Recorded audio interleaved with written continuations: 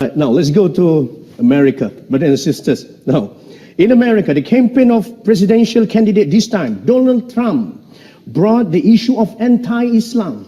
And surprisingly, brothers and sisters, this campaign has a big support of public. Dr. Zakir Naik. So, what do you think behind this phenomenon? What does it indicate?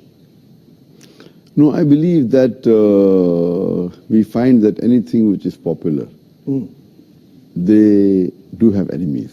Yeah. And Allah says in the Quran that every prophet had enemy. And Muhammad Sallallahu Alaihi Wasallam, being the last prophet, will always have enemy. So I feel that people like Donald Trump, they prove the Quran right. Allah says in Surah Furqan, chapter number 25, that there will be an enemy for Muhammad Sallallahu Alaihi Wasallam. And since Muhammad Sallallahu Alaihi Wasallam, his message is going to be till eternity, there are bound to be critics and enemies of Islam and of Prophet Muhammad. So these people are proving the Quran right, because in spite of all these things, Islam is spreading. Allah says in the Quran, in Surah Imran, chapter 3, verse 54, Allah says, Makaru makarallah wallahu khairul makirin. They plan and plotted, Allah too plan. Allah is the best of planner. If you see after 9/11, the media war on Islam and throughout the world, normally people should think that now Islam should perish, na'uzubillah. They cannot. But we find that more people want to know what kind of religion is this. And we find that in USA alone, in a span of about 9 months after 9/11, 34,000 Americans accepted Islam. In Europe alone, in a span of 10 months after 9/11, more than 20,000 Europeans accepted Islam. So more they are trying to attack Islam, more Islam is spreading. I believe that such type of people, in the long run, it is benefit for Islam. People want to know what is this religion. And whenever people attack Islam, and you find that in the long run, it benefits Islam. All right. That's fantastic. Now, Dr. Zakir Naik, do you agree if I say that now Muslims are caught up with efforts to restore the image due to Islamophobia campaign in the West? So because of this, they forget to promote noble values of Islam. Yes, I do agree with you. Many a time we Muslims being emotional, we fall into the trap. For example, we know what happened in the Danish cartoons. Danish. It is wrong what they did. We found that most of the Muslim organization, they left everything what they were doing and they were concentrating on that. They were protesting. Fine, we should protest.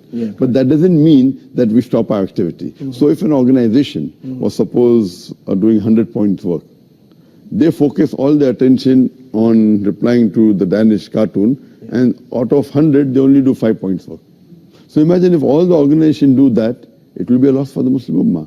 What we require, there should be specialized organization to take care of this. And I've given a talk on this, how this should be dealt.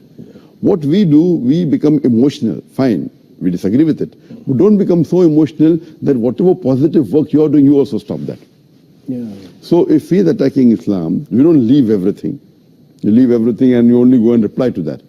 I mean, for example, as I told you earlier, that anyone that is popular, they're bound to be criticism on him.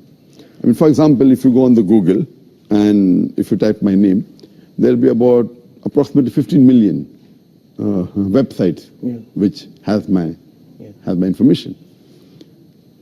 I would say approximately 15 to 20% would be against me. So when a person gets popular, there are bound to be enemies. Initially, I had a perception that when anyone gets popular, the percentage of enemy remains the same. For example, if there are 100 followers, then 1 is enemy. If you have 1,000 followers, then 10 is enemy. If you have 1,000,000 followers, then there will be 10,000 enemy. The 1% remains the same, or 2%, or 10%, what the percentage, it remains the same. But later on, I realized that it's not like that.